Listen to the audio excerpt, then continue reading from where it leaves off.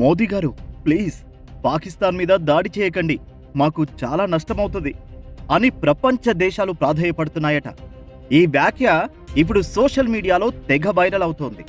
ఆర్థికంగా దెబ్బతిన్న పాకిస్తాన్ గత కొన్నేళ్లుగా అంతర్జాతీయ సంస్థల నుంచి అప్పులు తీసుకుంది. అమెరికా కూడా ఆర్థిక సహాయం చేసింది. ఇప్పుడు కూడా ఆ దేశం పరిస్థితి ఏమంత బాగాలేదు. చైనా కూడా చాలా వరకు అప్పులిచ్చింది. ఇప్పుడు గనక యుద్ధం వస్తే పాక్ దాదాపుగా నాశనమైపోతుంది. యుద్ధానికి ముందే పాక్ స్టాక్ మార్కెట్లు కుప్పకూలుతున్నాయి. బ్యాంకుల్లో నగదు నిల్వలు నిండుకుంటున్నాయి. జనం ఏటీఎంల వద్ద క్యూ కడుతున్నారు. యుద్ధం గనక వస్తే మాత్రం ఆర్థికంగా ఇంకా చితికిపోవడం ఖాయమంటున్నారు. అదే జరిగితే అంతర్జాతీయ సంస్థలకు, ప్రపంచ దేశాలకు పంగనామాలేనట. ఇప్పటికే పాక్ అప్పులు దాదాపుగా 22 లక్షల కోట్లకు చేరిందట.